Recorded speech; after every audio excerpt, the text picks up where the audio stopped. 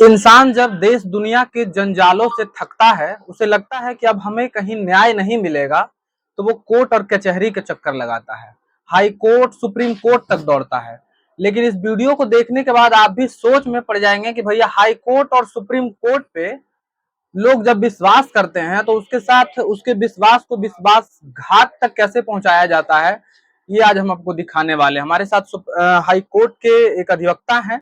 इनकी जो लड़ाई है बड़ी लंबी लड़ाई है। इनका कहना है कि जब हम जिस देश में रहते हैं उस देश की राष्ट्रभाषा हिंदी है, तो फिर जो आजकल ये इंग्लिश का प्रचलन जो चल रहा है, पटना हाई कोर्ट में, सुप्रीम कोर्ट में, सारे जगहों पे जो इंग्लिश का प्रचलन है, आखिर ये क्यों? जब हम हिंदू राष्ट्र में रह रहे हैं जहाँ की राष्ट्रभाषा हिंदी है, तो फिर ब्रिटिश सरकार वाली वो भाषा हमारे न्यायालयों में क्यों प्रयोग की जा रही है? आखिर जब एक नॉर्मल इंसान जाता है जिसको हिंदी इंग्लिश नहीं आती है, तो अपनी भाषा को उस जगह पे कैसे रख सकता है? सर जी, सबसे पहले स्वागत है। आपका भी स्वागत है। क्या क्या हुआ है आपके साथ, मामला बताइए हमें। अब मेरे साथ तो हुआ यही है कि हम जब से अधिवक्ता बने हैं, अधिवक्ता अनुज्ञप्ति संख्या 315/98 हम प्राप्त किया। अच्छा। उसी समय से पटना हाई कोर्ट में भारत संघ की राजभाषा हिंदी में वकालत करना शुरू कर दिया और हिंदी विरोधी गतिविधि का विरोध संवैधानिक तरीके से करना शुरू कर दिया। जब तक हम सरकारी वकील नहीं बने, अच्छा।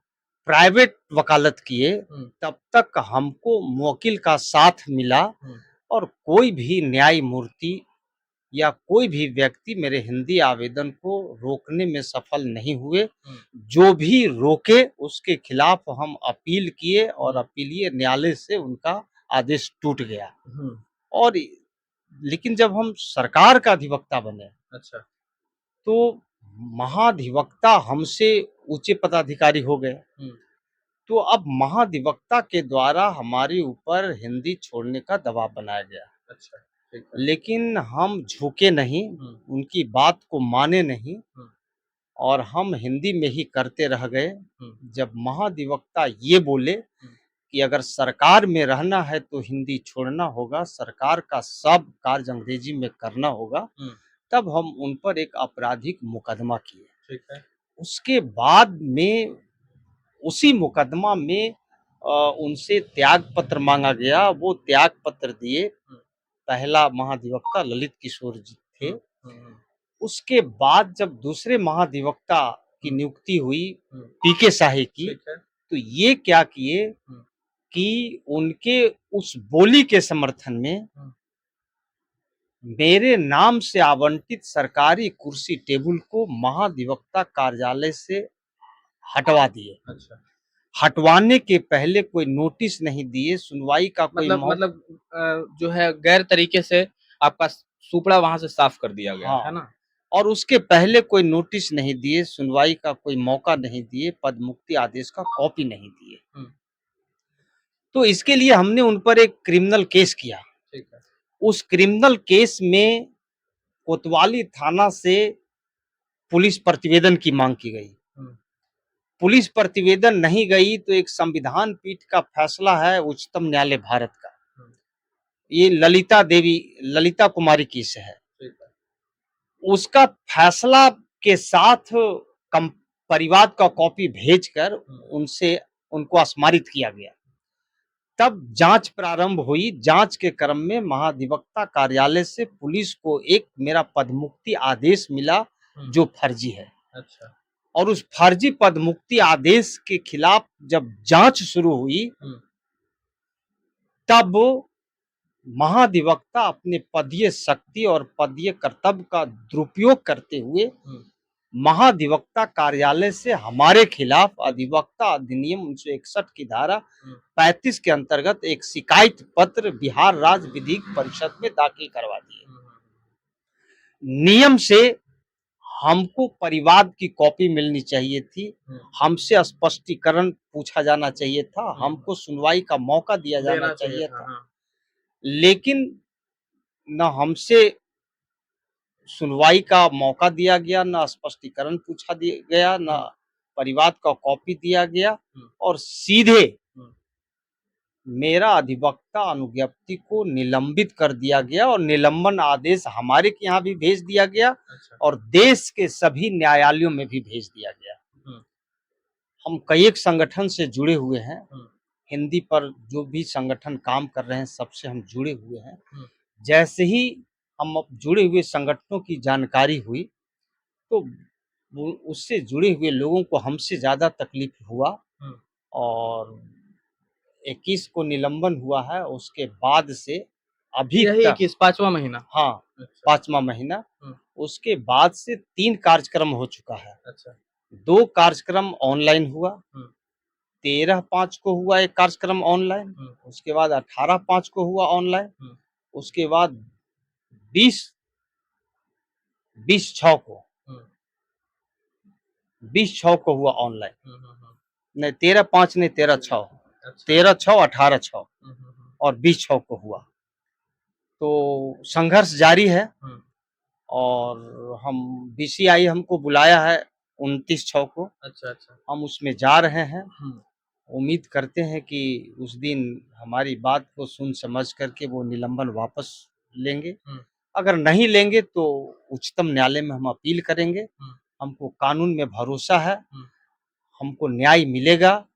हम जनता को दिखाना चाहते हैं कि भारतीय संविधान विधि के शासन को मान्यता देता है, किसी व्यक्ति के शासन को नहीं, चाहे वह व्यक्ति कितना ही ऊंचा पद पर पदस्थापित क्यों नहीं हो।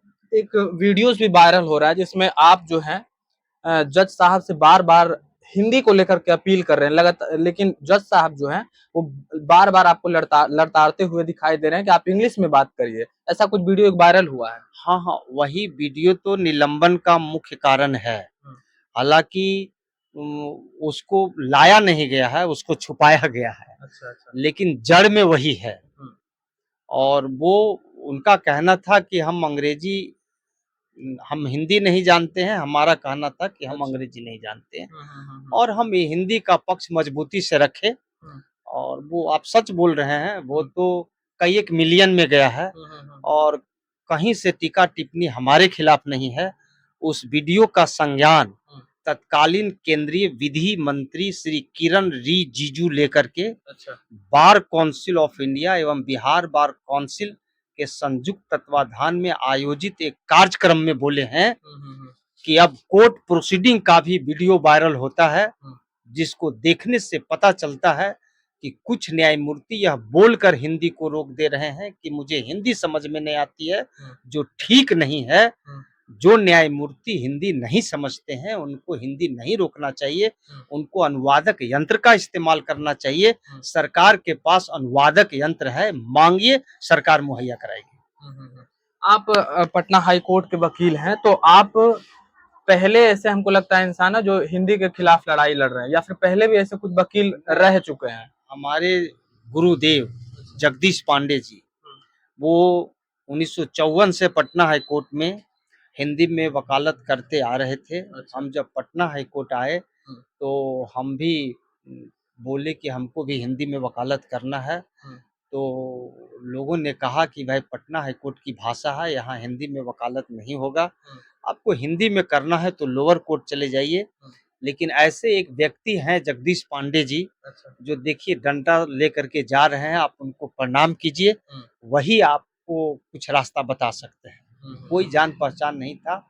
हम दौड़े दौड़े गए, उनको प्रणाम किए तो बोले कि कहो चेला क्या कहना है। हम कहा कि हुजूर हम हिंदी में वकालत करना चाहते हैं और हमारे डायरी पर हमारा सीनियर कोई बनने के लिए तैयार नहीं है। वो बोले कि लगता है कि इस उम्र में हमको एक शिष्य मिल गया है, भगवान पूरब से पश्चिम हो गए हैं, तो बातचीत से लगता है कि आप किसी अधिवक्ता के साथ हैं, बताइए हमको दस्तखत कहाँ करना है। वहीं पर दस्तखत कर दिए। उसके बाद में बोले कि जब कभी भी जरूरत हो मेरे पास आइए, पूछिए, समझिए। और उनके यहाँ गए, उनके साथ वकालत सीखे और हम उनके मिशन को आगे बढ़ा रहे हैं। हम लोग तमाम वीडियोस कोर्ट के देखते रहते हैं सर, तमाम उनमें जो बड़े जो अधिवक्ता हैं उनके भी वीडियोस वायरल होते हैं, तो सारे लोगों से वो हिंदी में भी बात करते रहते हैं, ठीक है। लेकिन जो जज साहब आपके साथ बात कर रहे हैं उन्हीं के खिलाफ लड़ाई है, या फिर पूरे जो वकील वहां हैं, या फिर जो वहाँ का नियम है, उन सारे चीजों के खिलाफ आपकी लड़ाई है? मेरी लड़ाई पटना हाईकोर्ट नियमावली से है अच्छा। और उच्चतम न्यायालय नियमावली से है हम्म, और कुछ इने गिने न्यायमूर्ति से है। अच्छा। अधिकांश न्यायमूर्ति प्रसन्नता पूर्वक हमारा हिंदी आवेदन को सुनते हैं। अधिकांश अधिवक्ता हमारे हिंदी आवेदन को पढ़कर प्रसन्न होते हैं। अपवाद स्वरूप ही कुछ न्यायमूर्ति और कुछ अधिवक्ता हिंदी को रोकते हैं, जिसमें से एक व्यक्ति वर्तमान महाधिवक्ता श्री पी.के. शाही अच्छा। और पूर्व महाधिवक्ता श्री ललित किशोर हैं, जिनके ऊपर हमने आपराधिक मुकदमा किया है, जो चल रहा है। अच्छा, तो क्या लगता है, क्योंकि अब आपको निलंबित कर दिया गया है, तो लगता है कि अब सुनवाई आपकी होगी? निश्चित होगी। निलंबन तो उसमें बिना प्रक्रिया का पूरा किए हुए किया गया है। वो निलंबन टूट जाएगा और निलंबन सिर्फ तोड़वाने की हमको चिंता नहीं है, हमको केस उलटने की चिंता है और हमको जो नुकसान हुआ है उसको लड़ करके नुकसानी हम वसूलने का भी मन बनाए हुए हैं और हमको भारत के संविधान में अटूट विश्वास है, हम लड़ करके नुकसानी भी वसूल लेंगे।